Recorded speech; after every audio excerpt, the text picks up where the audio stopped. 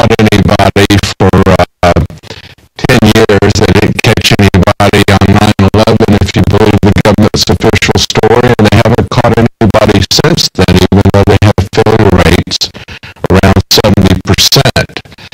Now, the TSA said that they were aware of our opt-out in film campaign. On their blog, they even said that they respected our First Amendment rights. But as we'll find out later when we talk to Jason Bermas, they also have some caveats there. They try to get the local airport officials to harass us and to stop our First Amendment rights. But the Supreme Court is putting the TSA in a precarious position over filming. Jake Jones from the Examiner points out that yesterday the Supreme Court decided that it would not hear the appeal of a lower court decision making the filming of police officers who are on duty legal and protected by the First Amendment. That appeal came from Cook County, Illinois, which wanted to and tried to make filming the police a crime punishable by up to 15 years in prison. They tried to put that multiple count in a not so great thing when he's standing up for our constitutional rights. He's not afraid to be on camera. It's one of the things that they tell us is when they film us in public and everywhere you turn there's a camera at you, and they read our emails and they say, well, what are you afraid of if you're not doing anything wrong? Well, that's what we say to the police. That I could exercise my First Amendment rights as my Fourth Amendment rights are being violated. But what I found from them, and this is something that you may find useful to protect your own family. At first I was told that I couldn't film at all, and I just basically left my iPad running and moved it so that it was facing me, but it got put down to escape the off. That's something that you can use to protect yourself against TSA agents who might possibly go too far. It's also something you can use to protect your family, and I suggest that you do that. Now, we have a clip here of the exchange.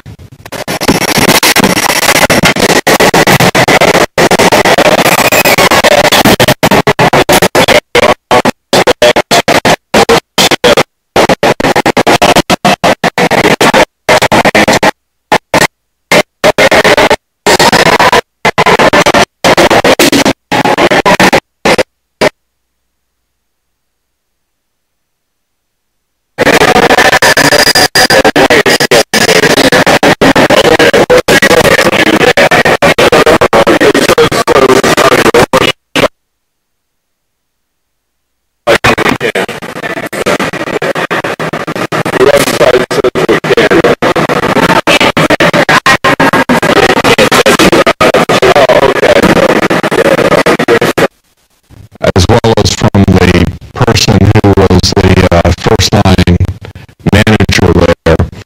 And we went back quite a bit, back and forth. I showed them the paper from the TSA website saying that they were aware of the opt-out and film campaign, that they were not going to interfere with people's First Amendment rights, but that didn't seem to stop them. They still wanted to do it. They said, I don't see anything here that allows that. So I asked to speak to a supervisor, someone just in there. But Leon was very, very nice, and considering what he had to do, I didn't have any further problems with them. We've got a video here of Jason Bermas. Now, Jason Burmis, filmmaker and activist, got together with Ashley Jessica, and they shot their own video. With more on that, here's Jason Burmis. Welcome, Jason. Thanks for having me, David. Tell us a little bit about your activities this busy Thanksgiving weekend at the airports. You actually just Canada that we were on. There was only about 6 flights for the day, so there wasn't really anything to opt out of. So we went back and we decided we were going to go on Black Friday over to the Albany airport, which I had actually just flown into. I'd gotten back, I believe, Wednesday around midnight.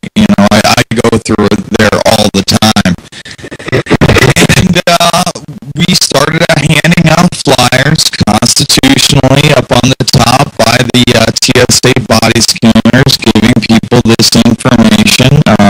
Wasn't 5 or 10 minutes before this PR guy, Doug Myers, came up and started threatening us with arrest and telling us we needed to shut off our cameras and we didn't have a right to film here. And at that point, I was just like, look, here's the TSA website that admits we can be here, speaks for itself. Or he realized we were in our constitutional bounds and he protected our constitution so well that this Myers gentleman, who was very frustrated, actually shut off the entire top portion of the airport to non-ticketed passengers, so we couldn't film there.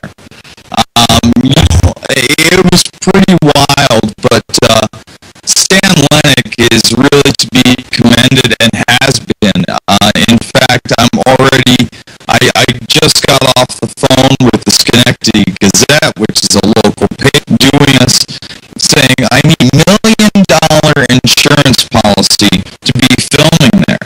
But he's displaced by the police officers. See, this is a trick so that they can deny you a permit, deny you your First Amendment, and then you were tricked into signing something that would give them grounds to sue you.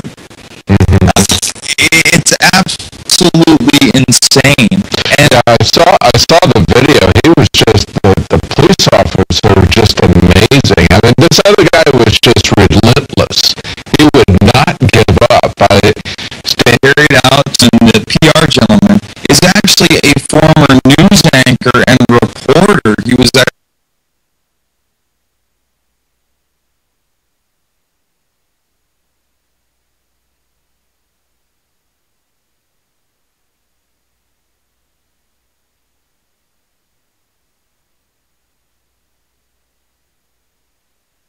actually an editor for Local 10 in Albany until like 1989. He did it for over 10 years. He was also a news anchor on local radio there back in the 60s and 70s.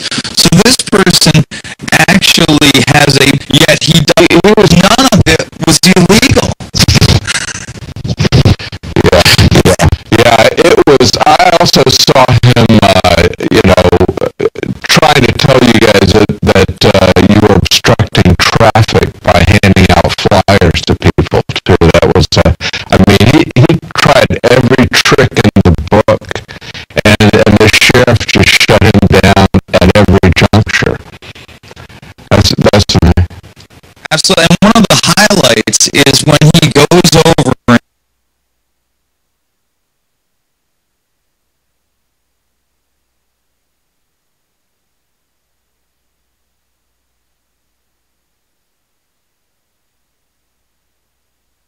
and he picks up about a stack of 50 or so of our flyers, and he's going to take them with him, and the sheriff stops him and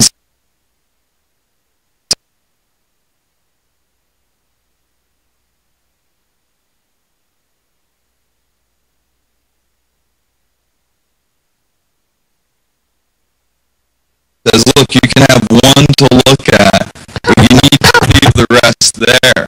I mean, this guy was reverting back all on to I talked for doing that. Hopefully they'll do that more often. Now, when this all started, were you guys up at the TSA scanner area?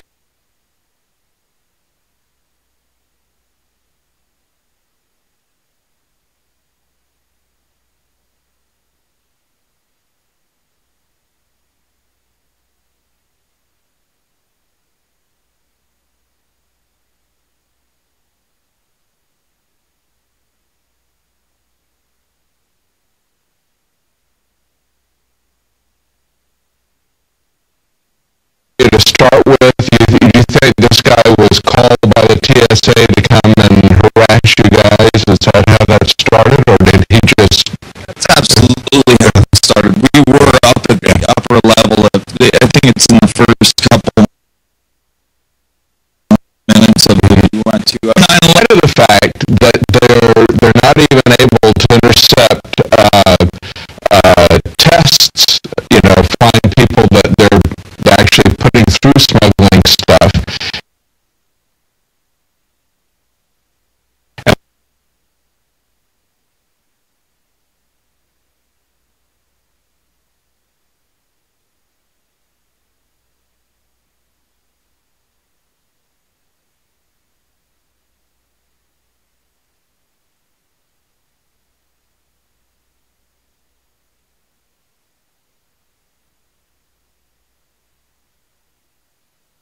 The fact that we haven't had any terrorist attacks in spite of that, I think that kind of tells us that there's not the kind of big terrorist threat out there that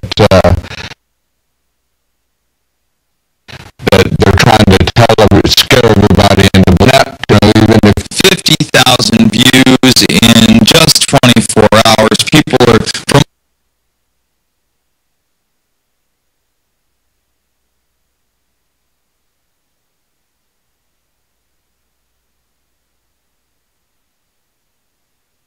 all over are picking up. When it hits the local media, I'm sure it'll be over 100,000 views. We want people to opt out and film and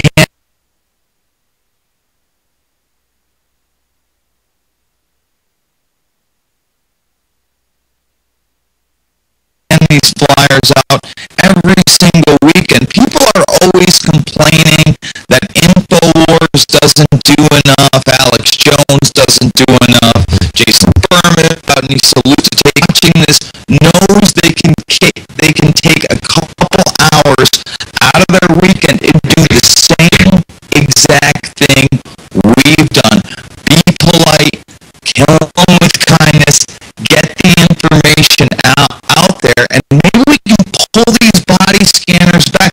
Maybe we can get the TSA out of the airports. That's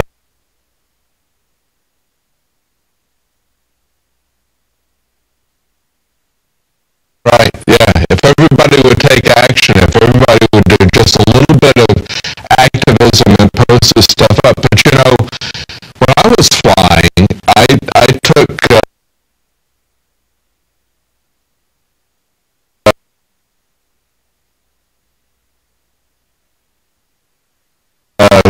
pictures of myself being scanned, and it was kind of interesting because they hadn't had anybody do that much. Something let me, as we've got being done to people, as long as we're still doing these pat downs that are invasive, that it doesn't get totally out of hand, as we've seen, because that was the experience that actually Jessica had, right?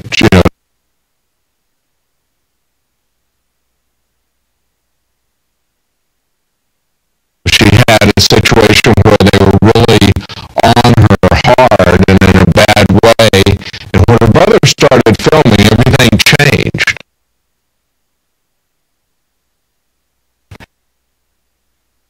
So I think people, there's two things people can do. One, they can go out as activists and stop this whole there by, I set up my iPad to take pictures of the pat down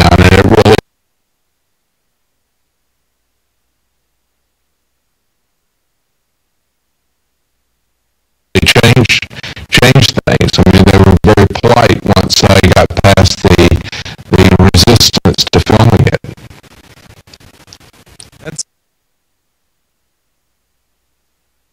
absolutely correct, and the TSA has acknowledged that you do in fact have that right. Remember, this campaign was picked up by things like Linked to Take 8 people, and once this happens, we're going to have that ripple effect. I truly believe that this is a system that we've gone after successfully. Many people are very unhappy with it. They see the hypocrisy. They see the results are not there from the fear that they're mongering, and we can do this. We can take the TSA down, and we can restore some sense of freedom in airports again. Yeah, it's interesting on the TSA blog, they had a page where they said, we're aware of the opt-out and film campaign. And then they said, we're not going to interfere with anybody's free speech rights. I guess they're okay with the First Amendment, it's just the Fourth Amendment that they with. But that page was a page I took with me and I showed to the people in Charlotte, and she couldn't connect the dots. That meant that I was allowed to film. But the thing that they left was what I think you ran into in Albany, and they basically left the local officials in the airport and do that. But that's a great example of what you've got, for people to take that, to understand how that works, to take that and show it to law enforcement. If they have a problem with it once, take that and show it to law enforcement and explain that video to them. I mean, they've got a perfect template now for showing that to people. On a separate note, I don't know if you saw the news today, but a guy who was an inmate at the time